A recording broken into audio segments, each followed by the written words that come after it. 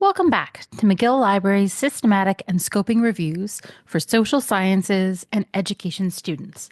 My name is Emily Kingsland, and I'm a librarian at McGill University. We are now at part 4, identifying and a demonstration of the web-based software Covidence. So the first step in identifying is translating your research question and your criteria into a search strategy. First, you're going to want to build your search in your main database. Our main database is the subject-specific database that is closest to your topic. So for example, if your topic is rooted in psychology, your main database will be PsycInfo. If your topic is rooted in medicine, your main database will be Medline. If your topic is rooted in education, your main database will be ERIC. If you're not sure which database should be your main database, you can either consult a list that is also linked to in the description of this video, or better yet, you can set up an appointment with your liaison librarian. If you want to find out who your liaison librarian is, again, we've linked to this in the description of this video. So aside from your main database, you're going to want to select 2 to 4 other databases to search. Okay, so what are these 2 to 4 databases going to be? Well, we recommend selecting another complementary subject-specific database. So for example, a lot of students who are in the Department of Educational and Counseling Psychology often end up choosing PsycInfo, a psychology database, and ERIC, an education database, to find a nice wide breadth of literature on their topic. After that, you're going to want to select a multidisciplinary database. These ones are quite broad, such as Scopus, or another example would be Web of Science Core Collection. And then you have the option to select a database that contains theses and dissertations, such as ProQuest Dissertations and Theses Global. Please note that if you choose this option, we recommend limiting your searches to articles published in the last 5 years, because odds are 5 years after a thesis or dissertation has been published, that author has translated their work into an article published in a scholarly journal. Another option is to include a search of database that includes conference proceedings.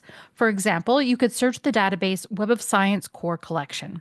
From a drop-down menu at the top of the screen that says Editions, you can switch it from all to one that reads Conference Proceedings Citations Index.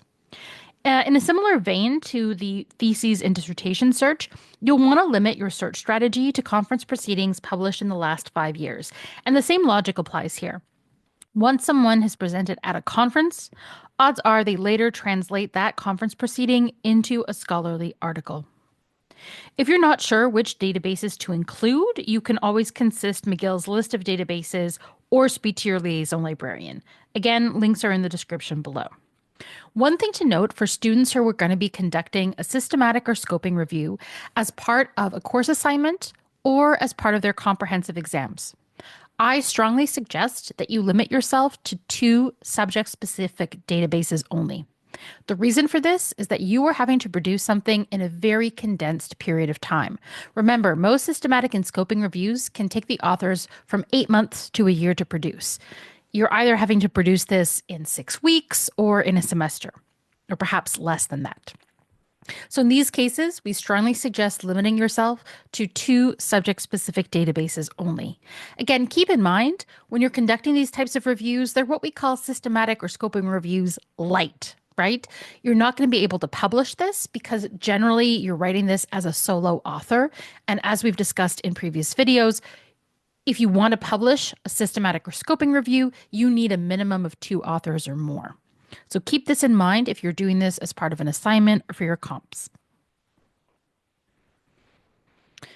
The next step in the process, especially if you're seeking for publication, is to have your main database search strategy peer reviewed. And we're seeing this as something increasingly that journals are making mandatory now. So what do we mean by peer reviewer? Well, the peer reviewer must be a content expert on the topic that you're writing about. The peer reviewer ideally has published at least 1 systematic or scoping review beforehand. This way, they're able to understand the complexity of the search that you're creating. The peer reviewer will not receive authorship credit. Instead, they will be acknowledged by their name and institution in the acknowledgement sections of your article. So, following peer review, what are you going to do? You're going to make changes to your main database search strategy as per the comments made by your peer reviewer. And then you're going to adapt your other database searches accordingly. So keep in mind the peer reviewer is only peer reviewing your main database search strategy. Also keep in mind the peer reviewer, not a co-author on your paper.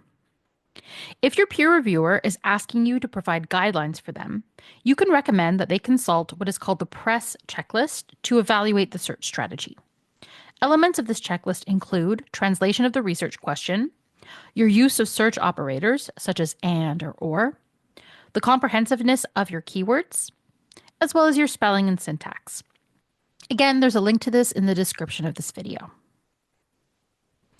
Okay, so next up, you're going to want to conduct the database and supplemental searches.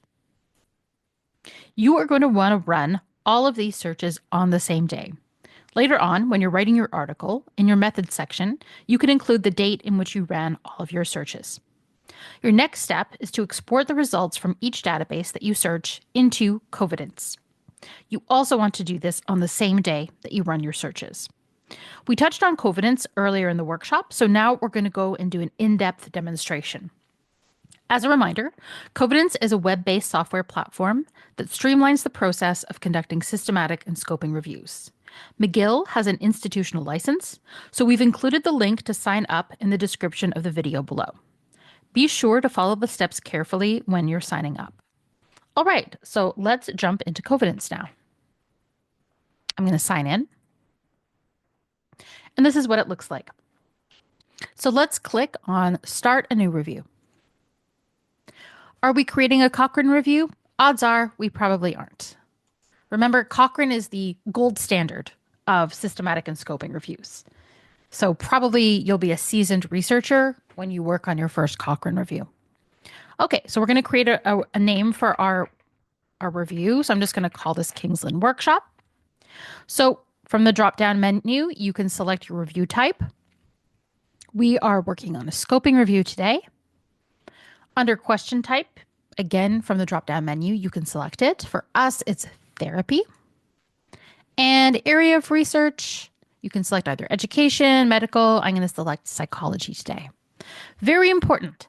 When it says which account do you want to use, do not use your name. Use the McGill Library one because you get an unlimited number of reviews through McGill. Now we're going to click on Create Review. Okay, so now it takes us to the screen that says Reviewers.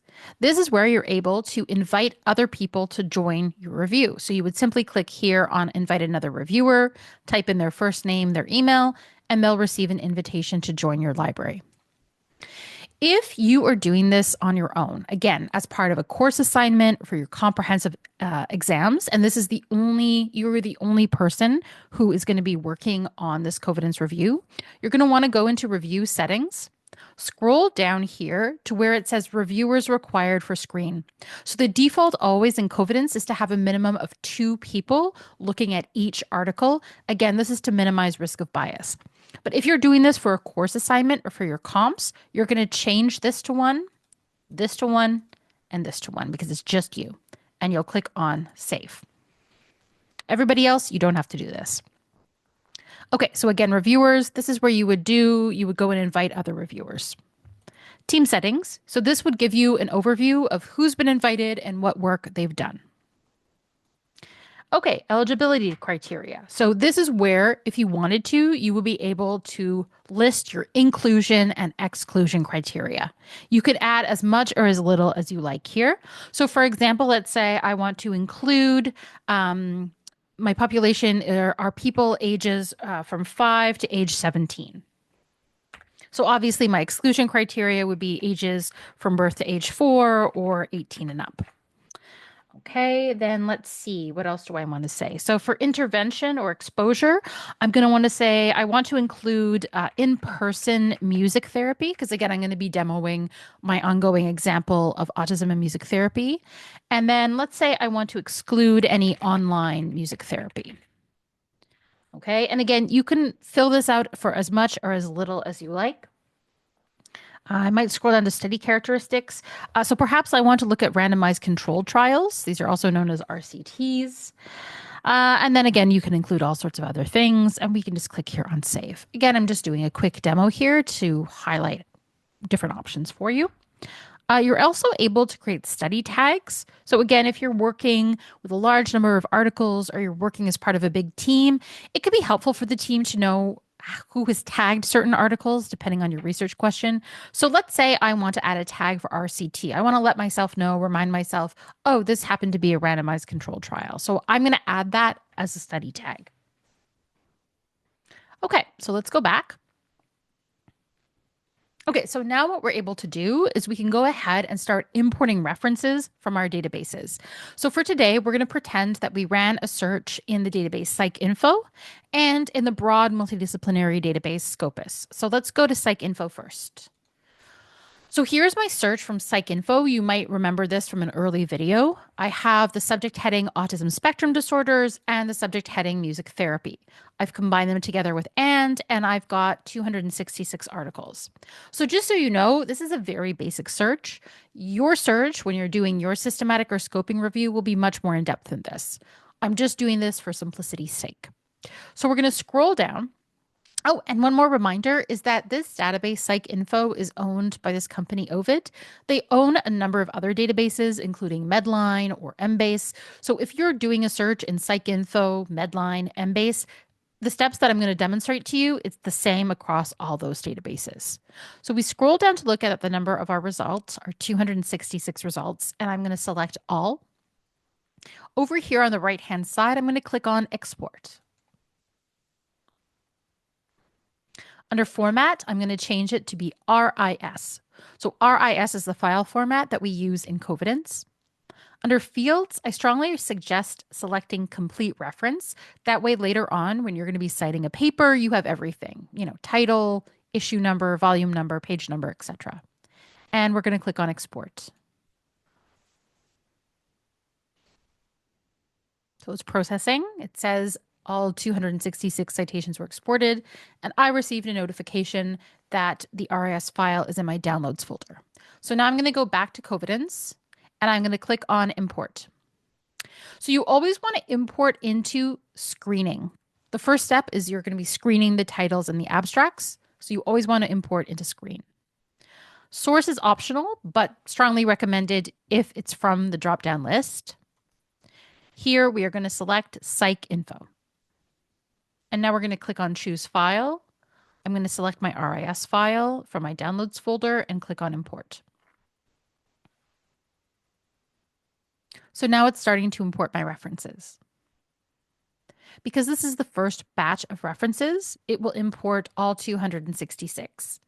But next, when we import our references from Scopus, you're going to notice that one of the things that Covidence does for us is that it will find and delete any duplicate records, which is amazing. Oh, actually, this is cool. So it found one duplicate. So it turns out in the 266 records that I imported from PsycInfo, there was actually a duplicate there. So we can click on that and see what that is. Okay, and you always do want to double check and make sure that it is indeed a duplicate record because, mistakes can happen. So just make sure. And if it wasn't a duplicate, I'd be able to say this is not a duplicate. Okay, so now that we've imported our PsycInfo records, now let's go ahead and import our Scopus records. So here's my search in Scopus. Again, I did a search for autism and music therapy, and it found 630 results. Again, not surprising because Scopus is a very broad multidisciplinary database, so it's most likely going to have more results in it than a subject-specific database like PsycInfo or Medline. I'm going to select all, export, again, RIS format. I'm going to select everything and click on export. So now it tells me it's exporting the 630 documents into RIS format. This will take a little bit longer because there's more results here than there were in PsycInfo. Okay, now it's done. So I can go back over here to import references. I'm going to click on import. Again, I want to import them into the screening phase. My source, so let's see if it's here. Yes, it is, Scopus. You'll see it doesn't have all databases here, just a selection. And you will notice there's more of a medical focus in the databases that are listed here. But Scopus is there. Choose file. So I'm going to select the Scopus file from my downloads folder and click import. So once again, it's going to compare all of those Scopus records against the existing PsycInfo records that are already there, and it is going to identify any duplicates that might exist there. Again, this is one of the many things that makes Covidence such a really helpful tool and a really powerful software that we have, because we used to do this kind of stuff manually before, and it was very labor intensive. So you can see as the number is going up, it's already identified 66 duplicates, 90. You can see now it's at, we're almost seeing all 630 references examined. Now we're at 116 duplicates. So you can see the larger the number of records that we import, the longer it takes. But look, we're refreshing the screen now. So it's all done. So it identified a total of 138 duplicates. Again, you would want to click on these and go through them all to make sure that these are indeed duplicate files. And if we're satisfied with this, then we can go and look at the 758 studies that we have to screen. So you'll notice the first step for screening is title and abstract. The second step is the full text review. So let's start with these 758 studies to screen. Okay, so you're presented with the title of the article, the authors, the journal information, and the abstract. So what you're going to do is you're going to read the title, you're going to read the abstract, and based on that and the criteria that you've set up in advance, you are going to vote whether yes, we should include this yes, we should include this in our paper. It does meet our criteria, or no, it does not. So I'm going to say, again, I'm choosing randomly here. Yes, yes, no, no. Okay, and because I've changed it so that it's just me looking at these, I don't need a second person to sign off on it. You can see that down here, I've marked 2 are irrelevant, and now 2 studies are waiting for me to screen at the full text review stage. So obviously, if there was a team of people working on this, you would need at least 2 people to vote in the same way for it to move down to the full text review. If one person said, yes, this does meet the study criteria, and another said no, it would be here in the resolve conflicts page. So it would show you any conflicts you have amongst the team. The advantage here, and one of the reasons why Covidence helps in minimizing risk of bias, is that as I'm voting, I can't see what the other members of my team are voting. It's only afterwards, if one person has said yes and one person has said no, that it will show up as a conflict. So it's not, let's say you're working on this with someone who's in a position of authority over you, like a supervisor or another professor, you won't be unduly influenced because you won't be able to see how they voted. Okay, so that gives you a quick overview of how you could vote. You could also, by the way, write a note to yourself to remind yourself why you voted a certain way. The only thing to note here is that the notes are visible to all members of the team. So you may or may not want to use this function. Also, if let's say Covidence missed a record that was a duplicate and you've noticed, oh, hey, this is actually a duplicate, I've seen this already, you can mark it as a duplicate. And now it's been moved to the duplicates folder. Okay, so let's go back. So that was the title and abstract stage. Then the next stage is the full text review. So we have 2 studies to screen here. So what you're going to want to do is that you were going to want to go and find the full text of the article. And if you wanted to, you could attach it to the record in the library right here. Now, one of the things that Covidence does and why we love it so much is this article is an open access article. So Covidence actually went ahead and attached the PDF to the article here, which is amazing. But this one here, oh, it did it for this one too. Amazing. So occasionally this doesn't happen, especially if I guess the article isn't open access. So you would have to go via the McGill Library website to find the article, download the full text, and then you would be able to attach the PDF to the library here if you wanted to. Okay, so then I have the option here to say I want to include this study or exclude it. So The idea is that you would read the full text of the article. Now, you don't have to read the full thing. You would probably skim it. You would look at specific areas of the full text of the article that would be pertinent to you. So that might be, let's say, the methods section and the conclusion, for example, or methods discussion conclusion, let's say. So let's say I've looked at these and I say, yes, I want to include this one. Oh, but this one, no, it doesn't meet my criteria. I'm going to exclude it. And then you're able to go ahead and select a reason for why you are excluding this study. And see, you can edit this list. So you could add reasons that relate to your topic to give as why it doesn't meet the criteria. So maybe for us, it's like wrong patient population. So let's say in the end, this was looking at adults and I'm only interested in children. So it's the wrong patient population. Confirm. Okay, so then we go back. You can see how many duplicates have been removed, how many articles are left to screen, how many have been marked irrelevant, how many articles are remaining for full text review, how many were excluded, and then how many are ready for data extraction. So basically, how many articles are we actually going to read in full? And these will make up the text of our systematic or our scoping review. Okay? So there's a few other things I'm going to demo next, but we're just going to hop back quickly into the slides. Okay, so one of the important parts of the identifying part of doing a systematic or scoping review is to document the process as you go along. And they always ask, you're going to see your profs will ask for this if you're doing this for your comps or an assignment. The journals were asked for this if you are submitting this for publication. It's mandatory that you create this. This is called a Prisma flow diagram. You can see the link in the slides. This link is also available in the description of the video. What this does is that you are reporting the numbers as you go along and saying, this is how many articles we started off with. We eliminated this many because they're duplicates. We screened this many. We excluded this many. Covidence creates this for you as you go along. Let me show you. Okay, so let's go back into Covidence. So you see right here at the top of the screen, we have Prisma. Let's click on that and look what it's done. It has created our Prisma flow diagram for us. We started off with 896 studies. If we click on Show Sources, we can see how many we got from each database. Covidence found 138 duplicates. We manually found one. We screened 4 studies. So again, this is screening them at the title and abstract stage. We marked 2 as irrelevant.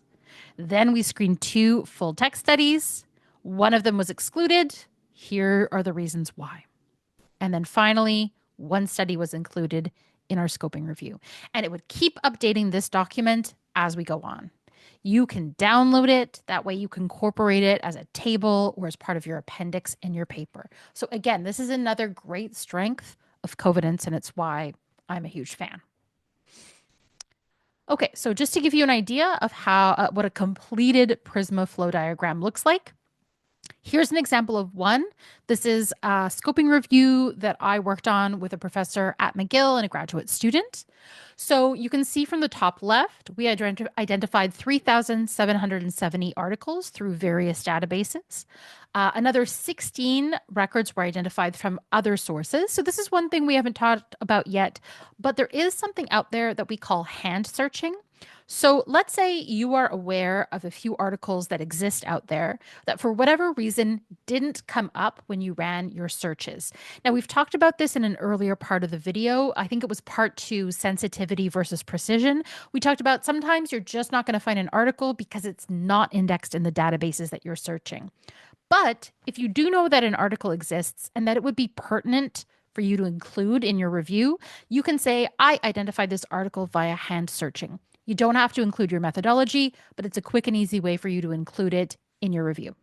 So you can see they've identified 16. After duplicates were removed, they boiled it down to 3,003 articles. They screened those 3,003 articles, meaning that they looked at title and abstract, and they were able to exclude 2,911. They skimmed 92 full text articles for eligibility, and they excluded 41. And you can see they list the reasons below of why those 41 were excluded. And then finally, what it boiled down to was 51 articles that they read in full and that made up the basis of their scoping review. So this is an example of a Prisma flow diagram. You can look at any published systematic or scoping review out there. Odds are they will have one of these diagrams in them. And so you can see how it's reported. It just makes it very clear. Okay. So next up, we have evaluating. So again, as I demoed in Cofidence, your first step of evaluation is to screen the titles and the abstracts of the articles to exclude any irrelevant studies. And then the next step is to skim the full text of those articles to see which ones actually meet your evaluation criteria. All right, now it's time for a quick round of true or false. True or false? The person who peer reviews the search strategy is a co-author. Of course, that's false. The peer reviewer is not a co-author. They can be thanked in the acknowledgement section of your paper. True or false?